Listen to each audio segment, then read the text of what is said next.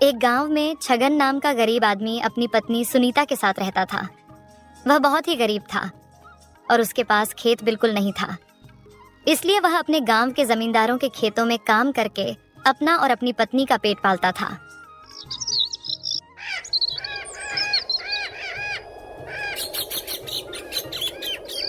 अरे जी, कल आप अपना खाना घर पर ही भूल गए थे और कल आपने ना जाने कैसे सारे दिन काम किया होगा। और आप एक खाना घर पर मत भूला करो, वैसे भी आप कितने दुबले पतले हो गए और खाना भी समय पर नहीं खाते। अरे सुनीता, क्या करूं? कल इतना ज्यादा काम ही पड़ गया था कि मैं सब कुछ भूल गया था।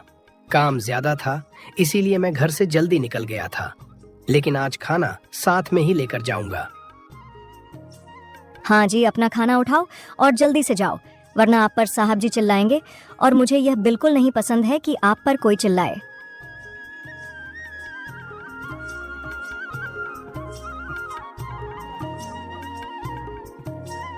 छगन कड़ी धूप में खड़ी मेहनत कर रहा था, क्योंकि अगर वह थोड़ा भी आराम करता था और अगर यह बात उसके मालिक को पता लग जाती या फिर छगन ने काम थोड़ा किया है तो उसका मालिक उसकी पगार से पैसे काट लेता था। उसके पैसे ना काटे जाएं, इसीलिए वह बहुत मेहनत करता था। छगन को अब काम करते करते पूरे 3 घंटे हो गए थे, तो छगन अब अपना खाना खाने के लिए सोचता है।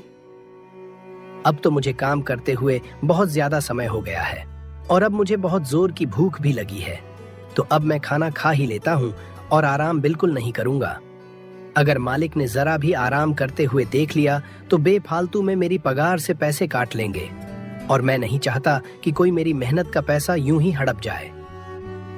छगन वहीं पास के एक पेड़ के नीचे बैठकर अपने खाने की थाली सामने रखता है।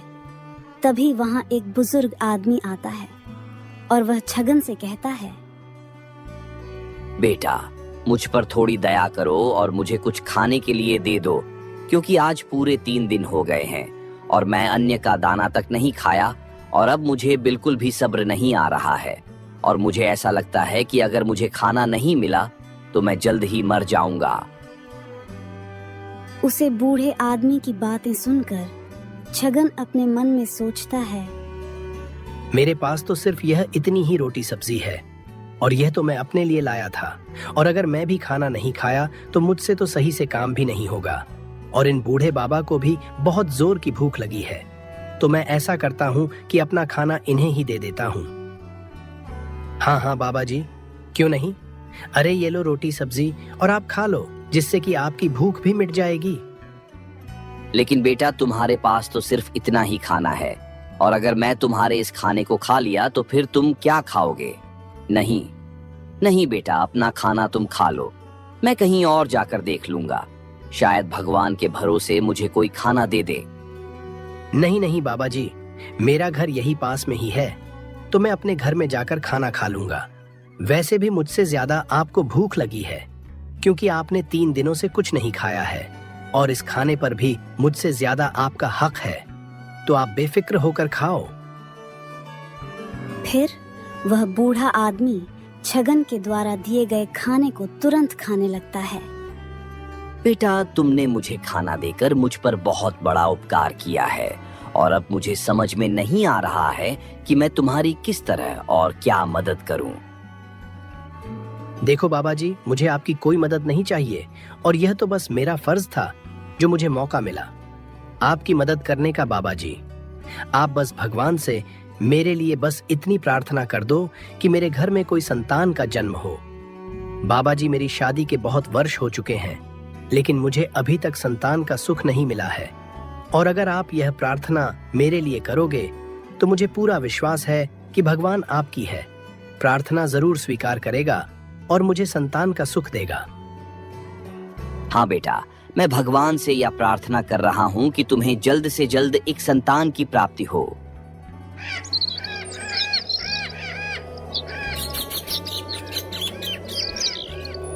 कुछ यह महीनों बाद छगन के घर में एक बेटी का जन्म होता है।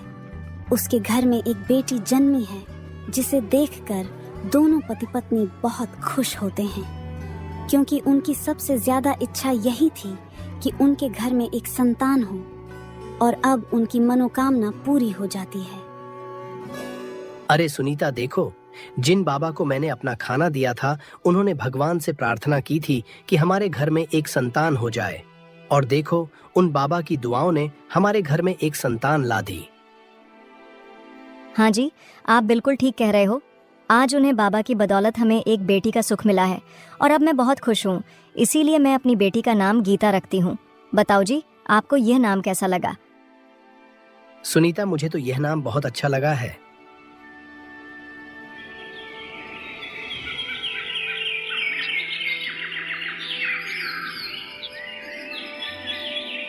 बेटी के जन्म होने के बाद अब सुनीता की तबीयत खराब रहने लगती है। गीता के पापा, अब मैं बहुत बीमार रहने लगी हूँ और डॉक्टर साहब ने भी कह दिया है कि अब मेरा कोई इलाज नहीं हो पाएगा। तो मुझे ऐसा लगता है कि मेरा समय आ गया है और मैं मरने से पहले आपको अपनी आखिरी इच्छा बताना चाहूंगी। सुनीता, यह तो कैसी बातें कर रही हो? और तुम्हें कुछ नहीं होगा। भगवान ना करें कि ऐसा कुछ हो। और मैं तो चाहता हूं कि अभी तुम्हारी उम्र 100 साल और हो, लेकिन होने को कौन टाल सकता है? जो होने को है वह तो होकर ही रहेगा। सुनीता, तुम मुझे बता दो कि तुम्हारी आखिरी इच्छा क्या है? गीता के पापा, मेरी आखिरी इच्छा यही है कि मेरे ना होने पर आप इस बच्ची को कोई तकलीफ मत देना। आप इसे बेहद लाड प्यार देना और इसे हर समय खुश रखना। कभी इसकी आंखों में आंसू ना आने देना, क्योंकि हमें भगवान ने एक ही संतान दी है, वह भी बड़ी मुश्किल से। और मैं नहीं चाहती कि इस बेचारी को कभी कोई तकलीफ हो। और एक बात, मेरे मरने के बाद तुम दोबारा शादी मत करना। यह मेरी आपसे सबसे बड़ी विनती है। सुनीता, तुमने मेरा बहुत साथ दिया है।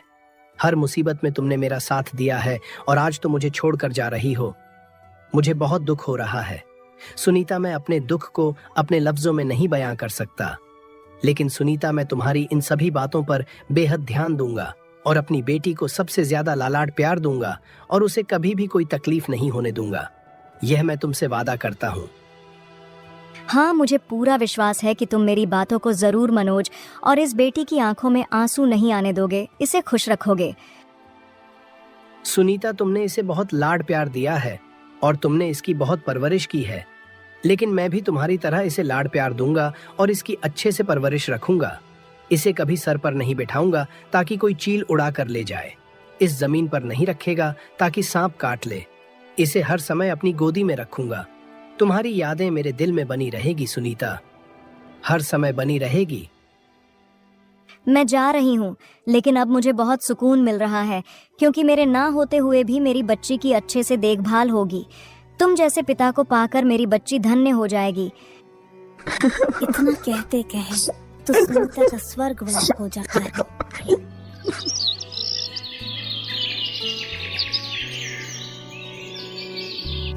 सुनीता के गुजर जाने के बाद छगन बहुत उदास रहता था, लेकिन बेचारा अपना घर चलाने के लिए लोगों के खेतों में मेहनत मजदूरी करता था। ऐसे ही 20 साल बीत जाते हैं। अब गीता पूरे 20 साल की हो चुकी थी, तो छगन भी अब बूढ़ा हो चुका था। उसको अपनी बेटी की शादी की चिंता होने लगती है। बेटी, अब तुम बहुत बड़ी हो गई हो, तो अब मुझे तुम्हारी शादी की चिंता सता रही है। मैं कहीं कोई अच्छा सा लड़का देखकर तुम्हारी शादी कर दूंगा बेटी। मैं तुम्हारी शादी तो धूमधाम से करना चाहता था, लेकिन बेटी मेरे पास उतने पैसे नहीं है जिससे कि मैं तुम्हारी शादी धूमधाम से और किसी अमीर के घर में कर सकूं। बेटी, तुम मुझे माफ करना। पिताजी, आप मेरी शादी की चिंता क्यों कर रहे हो? अरे, हम दोनों लोग सभी कठिनाइयों का सामना करेंगे और आपस में मिलजुल कर रहेंगे। पिताजी, मुझे इससे कोई लेना देना नहीं है कि आप गरीब हैं या अमीर हैं। आप मेरे पिताजी हैं। आपने मुझे बचपन से पाला है और आपने मेरी आंखों में कभी आंसू तक नहीं आने दिए और मुझे हर समय खुश रखा। पिताजी, मैं बहुत खुश हूँ तुम्हें पाकर कि तुम जैसे पिता मुझे मिले हो। बेटी, तुम मेरे ऊपर बोझ नहीं हो जो मैं तुम्हारी शादी करना चाहता हूँ। बेटी, हर माँ बाप की एक इच्छा होती है कि उसकी बेटी एक अच्छे घर में खुशी खुशी रहे, और ऐसा भी नहीं है कि किसी बच्ची के माँ बाप उसे खिला ना पाए। बेटी, यह परंपरा होती कि हर जवान लड़के की शादी की जाए और हर जवान लड़की की शादी की जाए, ताकि वह भी अपना एक परिवार बना सके।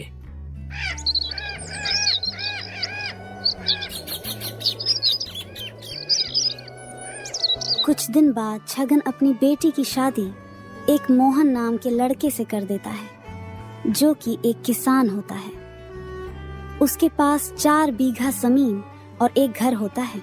उस लड़के के घर में वह और उसकी माँ थी, लेकिन आप उसके घर में 3 सदस्य हो गए थे मोहन, गीता और उस लड़के की माँ। अरे बहू, तूने खाना बना दिया क्या? और तू तो ऐसे खड़ी है कि जैसे अब कोई काम ही ना रह गया हो। अगर तूने खाना बना दिया है तो अब झाड़ू पोछा भी तो कर ले। हाँ माँ जी, मैंने खाना बना दिया है और अभी कुछ देर तो हुई है जब मैं झाड़ू लगाई थी, और अभी कोई गंदगी भी नहीं हुई है, सिर्फ बर्तन धोने के लिए रह गए हैं, वह अभी धो लेती हूँ। गीता का पति बहुत अच्छे स्वभाव का था, लेकिन गीता की सब बहुत ही अत्याचारी और निर्दय थी। वह जानती थी कि यह काम हो चुका है, लेकिन फिर भी वह गीता को पुकारती और उसे चिल्लाकर पूछते थे कि यह काम हुआ है या नहीं। और जब वह खेतों पर काम करने के लिए निकल जाता था तब और भी ज्यादा चिल्लाती, लेकिन गीता बेचारी चुपचाप अपनी सास की बातों को सुनती रहती और कुछ ना कहती।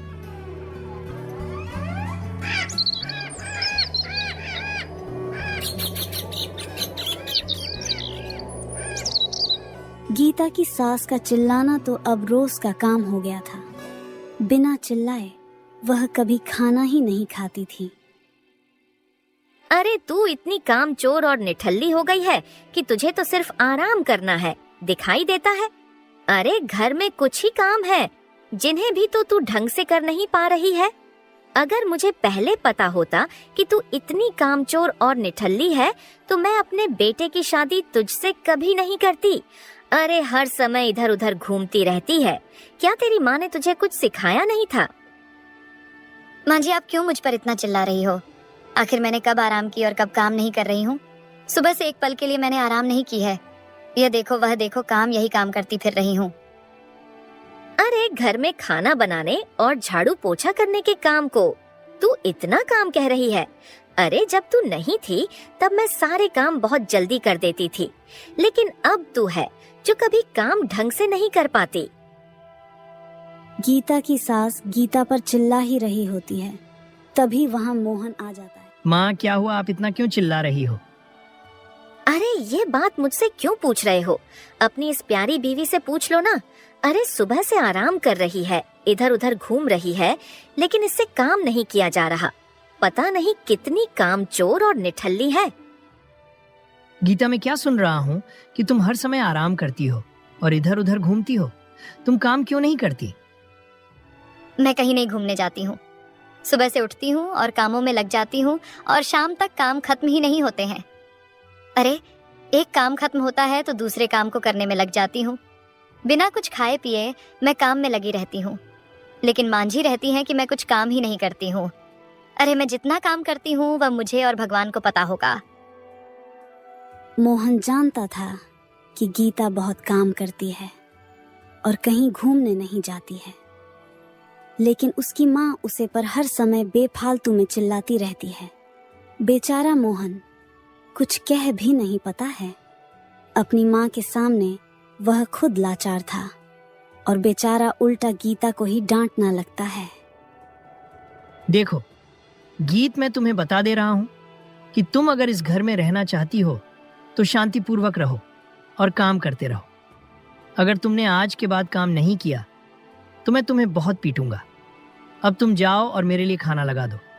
मुझे बहुत जोर की भूख लगी है और मुझे खेत पर भी काम करने के लिए जाना है। अपने पति की ऐसी बातें सुनकर गीता की आंखों में आंसू आ जाते हैं और मोहन बेचारे की आंखों में भी आंसू आ जाते हैं, लेकिन फिर भी बेचारा आंसुओं को छुपाकर चिल्ला देता है। फिर गीता खाना लगती है और मोहन भी खाना खाने के लिए बैठ जाता है। तभी मोहन समझाते हुए गीता से कहता है, गीता, मुझे माफ करना जो मैं तुम पर बेवजह चिल्लाया, लेकिन गीता, यह मेरी भी मजबूरी थी जो मैं तुम पर चिल्लाना, क्योंकि अगर माँ के सामने मैं तुम्हारी तरफदारी करता तो माँ को बहुत बुरा लगता, और जब माँ नाराज हो जाती हैं तो वह खाना तक छोड़ देती है, और अगर वह खाना छोड़ देती है तो वह बीमार पड़ जाती है। इसीलिए उनके सामने मुझे उनकी तरफदारी करनी पड़ती है, और माना कि मैं उनकी तरफदारी ना करूं तो गांव वाले मुझे ही बुरा भला कहेंगे कि बाप तो है नहीं, लेकिन माँ है, उसको भी ढंग से खाना नहीं दे पा रहा है, इसलिए मुझे माफ करना। अरे जी, आप माफी क्यों मांग रहे हो? ये तो आपका फर्ज था। आपकी माँ की तरफ से मुझ पर चिल्लाना मुझे बुरा तो लगा, लेकिन मुझे ये नहीं मालूम था कि आप अपनी माँ के जितना मुझे भी प्यार करते हो। अंग्रेजी अब मुझे बिल्कुल भी बुरा नहीं लगेगा। आप चाहे जितना मुझ पर अपनी माँ की तरफ से चिल्लाना, मैं यही समझकर भूल जाया करूंगी कि आप अपनी माँ के जितना मुझे भी प्यार करते हो। हाँ गीता, मैं अपनी माँ के जितना तुमको भी प्यार करता हूँ, लेकिन अफसोस इस बात का कि माँ तुम्हें नहीं समझ रही है। अगर मन भी तुम्हें मेरे जितना प्यार देने लगे तो इस घर में बहुत खुशी रहेगी, लेकिन मन एक काम बिल्कुल नहीं करेगी, वह तो चिल्लाया ही करेगी। लेकिन सुनीता, मैं अपनी तरफ से और अपनी माँ की तरफ से हाथ जोड़कर माफी मांगता हूँ। अरे जी, आप मुझसे माफी मांगकर मुझे शर्मिंदा मत कीजिए, और अब आप खाना खा लीजिए, नहीं तो कहीं ये बातें माँ जी ने सुन ली तो वह आप पर भी चिल्लाएंगे।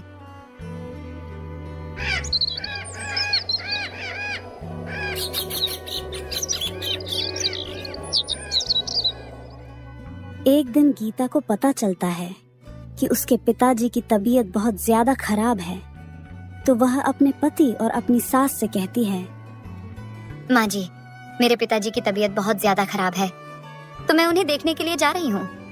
और एक बात, माँ जी, मेरे पिताजी बहुत बूढ़े हो गए हैं और मेरे अलावा उनकी कोई संतान नहीं है, तो क्या मैं अपने पिताजी को यहाँ रख सकती हूँ? कृपया करके आप मुझे ये इजाजत दे दो, जिससे मेरे पिताजी को सिर्फ 2 वक्त की रोटी मिल जाया करेगी। उसकी बात सुनकर गीता के साथ सोचती है कि इसके पिता को 2 वक्त की रोटी दे दिया करूंगी और उसके बदले उससे अपनी एक गाय को चरवा लूंगी। हाँ ठीक है, तू अपने पिताजी को अपने साथ यहाँ ले आना, लेकिन तेरे पिता को मेरी गाय जंगल में चली होगी, तभी मैं उसे यहाँ रख सकती हूँ।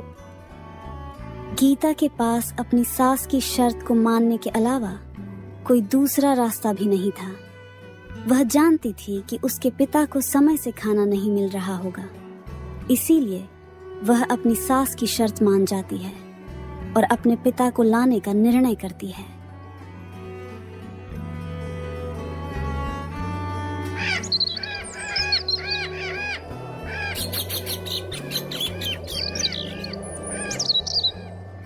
गीता अपने पिताजी के पास जाती है और उनसे कहती है, पिताजी, अब आपकी तबीयत कैसी है? मुझे पता चला कि आपकी तबीयत खराब है, तो मैं तुरंत आपके पास चली आई। बेटी, अब तो मेरी तबीयत ठीक है। डॉक्टर साहब दवाई दे गए थे, पता नहीं एकदम से तबीयत खराब हो गई थी। और तू ठीक है ना? पिताजी, मैं भी ठीक हूँ, लेकिन अब आप मेरे साथ मेरे घर चलो, और वहीं रहना मेरे साथ में भी कहाँ है। लेकिन पिताजी, मुझे माफ करना कि मैं वहाँ आपको हर समय अपने साथ नहीं रख सकती। आपको वहाँ सिर्फ एक काम करना होगा। मेरी एक गाय है, कृपया करके आप उसे जंगल में चला कर लाना, ताकि मेरे साथ की ख्वाहिश पूरी हो जाए। फिर गीता अपनी सास की शर्तें बताती है, लेकिन उसे कुछ समय के लिए अपनी बेटी के साथ दिन गुजारने को मिलेगा। ऐसी खुशी में वह हाँ कर देता है, क्योंकि उसकी पत्नी ने भी कहा था कि उसकी बेटी की आंखों में कभी आंसू नहीं आने चाहिए। इसीलिए वह अपनी बेटी के साथ जाने के लिए हाँ कर देता है।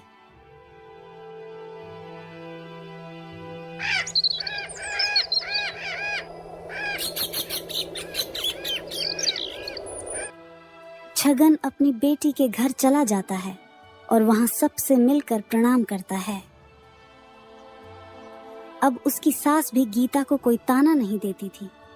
इसी तरह से दोनों बाप, बेटी और उनके परिवार के सभी लोग खुशी रहने लगता है।